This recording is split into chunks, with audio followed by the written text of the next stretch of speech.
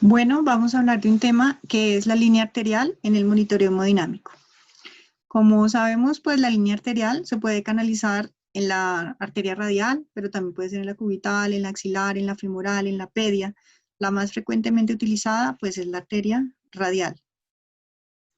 Previo a su canalización, pues debemos hacer el test de Allen. Entonces se ejecuta como vemos acá, se hace presión en la arteria cubital y en la radial con la mano empuñada. Posteriormente se pide al paciente que abra la mano y se libera la parte cubital. Debe haber una reperfusión completa. Si no hay una reperfusión completa, no se podría hacer el procedimiento de la línea arterial porque se corre el riesgo de necrosis. La línea arterial pues se debe disponer de un catéter, una tubería, el transductor que es el puente de Whetstone, la interfase y el monitor. Este transductor de Whetstone lo que hace es que las ondas mecánicas que el corazón transmite hacia sus arterias se transformen en una señal eléctrica que pueda ser cuantificada en un monitor y eso es lo que pasa en la línea arterial. La línea arterial pues tiene un coeficiente de amortiguamiento que depende de la longitud del tubo, la densidad del fluido, el diámetro del tubo, el volumen de desplazamiento y la viscosidad.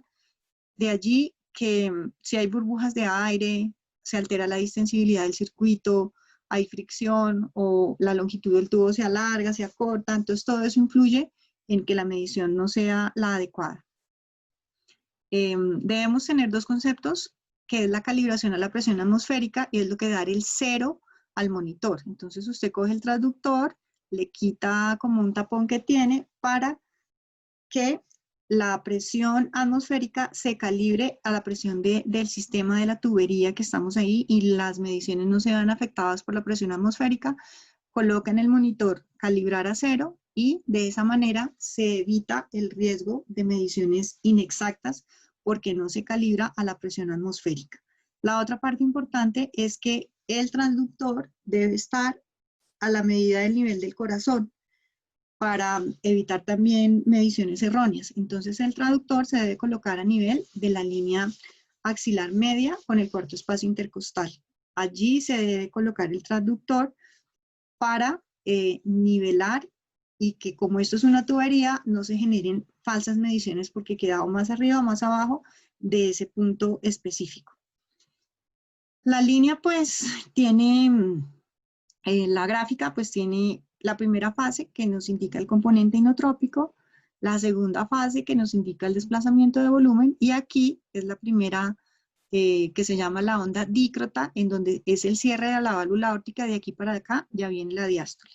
Es importante recordar que toda esta área bajo la curva, desde aquí, desde el cierre de la válvula aórtica y todo lo anteriormente mencionado, la fase 1 y la fase 2, es la presión arterial media, que esa no va a variar.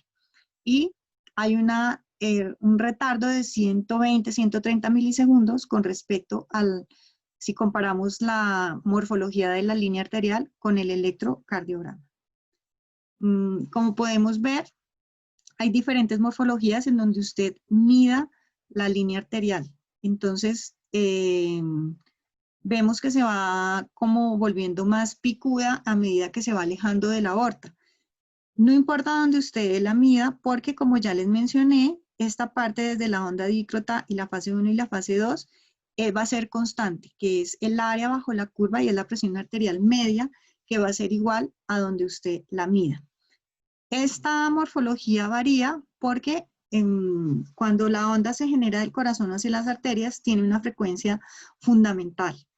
Los primeros 2 o 3 armónicos son como las ondas originales, pero esos van chocando con las diferentes paredes arteriales y se van generando pues todas estas morfologías diferentes.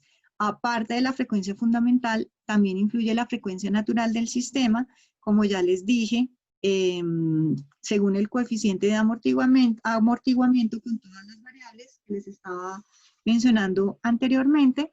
Entonces puede haber una onda que esté hiperresonante o una onda que esté amortiguada, amortiguada o hiperresonante como vemos acá, y por eso debemos estar muy pendientes de todas las variables que pueden afectar este coeficiente de amortiguamiento, como son las burbujas de aire, la cantidad de de líquido que le estoy infundiendo para mantener la línea permeable, la densidad de ese líquido, la longitud del tubo, como ya les mencioné anteriormente.